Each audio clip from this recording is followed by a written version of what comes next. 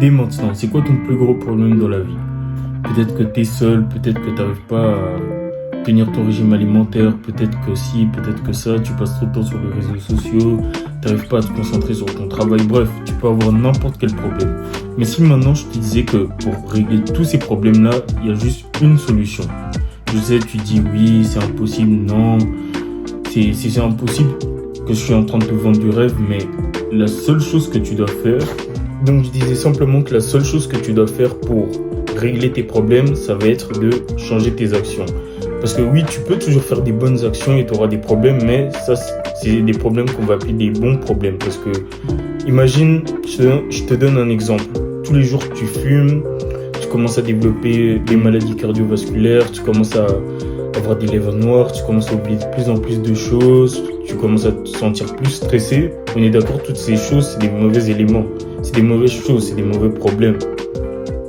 Et maintenant, imagine que tu commences à faire du sport. Tu fais du sport régulièrement, ta silhouette elle commence à te plaire, tu attires plus de filles, quoi encore.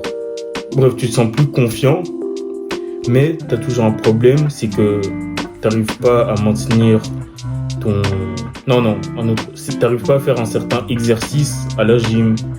Bref, on est d'accord que c'est ou bien tu n'arrives pas à atteindre un certain poids. On est d'accord que ça aussi, ça sera un problème.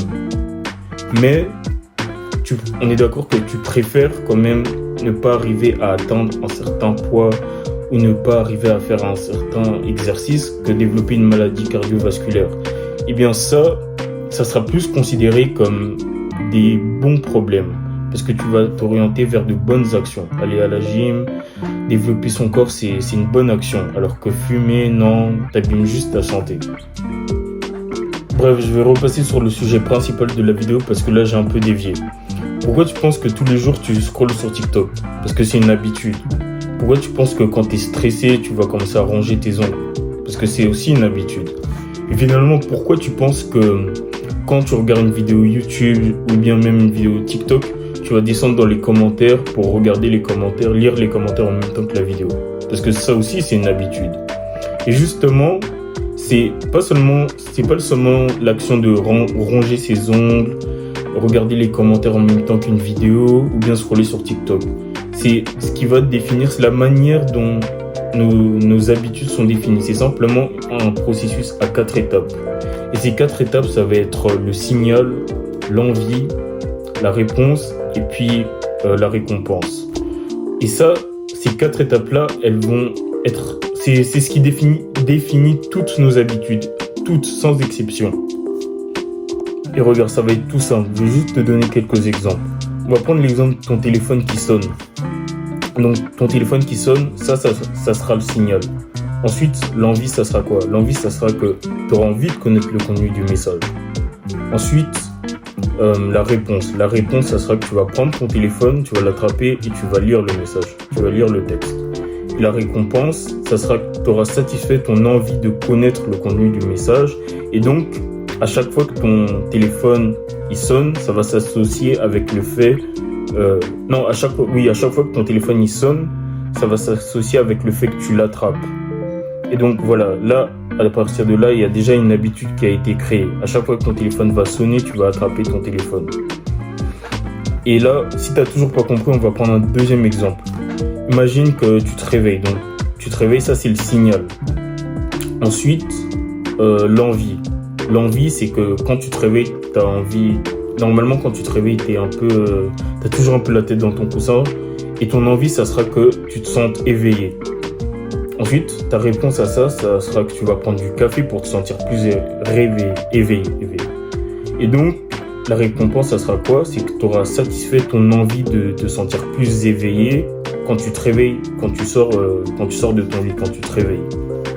Et donc, l'action de te réveiller, ça va s'associer avec l'action de prendre un café.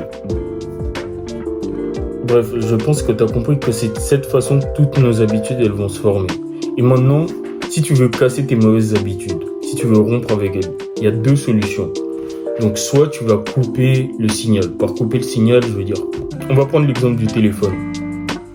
Donc tu reçois une notification, mais pour éviter de scroller, de te distraire, de perdre du temps avec ton téléphone, alors que tu étais censé faire autre chose, tu vas faire en sorte que ton téléphone soit invisible. Donc, le moyen le plus simple de faire cela, c'est tu prends ton téléphone, tu le mets dans une autre pièce.